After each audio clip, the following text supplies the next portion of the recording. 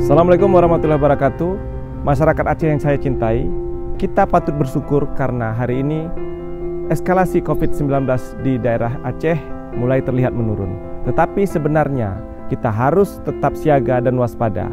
Apa yang terjadi hari ini adalah sinyal bahwasanya kita harus menyiapkan diri untuk kemungkinan serangan kedua. Kenapa saya mengatakan begitu? Pertama, karena Aceh memiliki 5 kasus positif.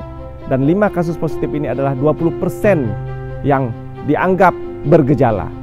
Artinya ada 80% yang tidak bergejala saat ini berada di tengah masyarakat dan siap menyebarkan penyakit ini untuk gelombang kedua. Yang kedua, negara Indonesia saat ini sedang diserang oleh virus ini dengan eskalasi yang lumayan berat. Provinsi Sumatera Utara, Kota Medan, tetangga kita, saudara kita, menjadi salah satu epicentrum di Sumatera.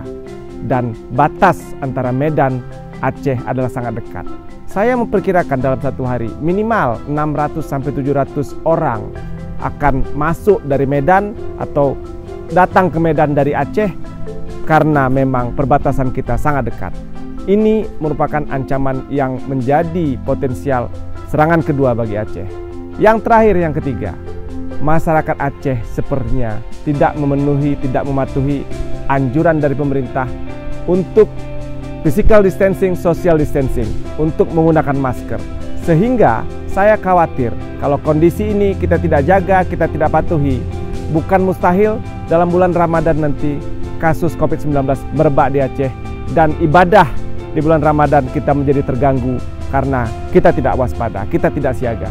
Saya himbau, mari kita ikuti aturan pemerintah, kita lakukan social distancing, kita tinggal di rumah, bekerja dari rumah, dan kalau perlu keluar rumah pakai masker. Terima kasih. Assalamualaikum warahmatullahi wabarakatuh.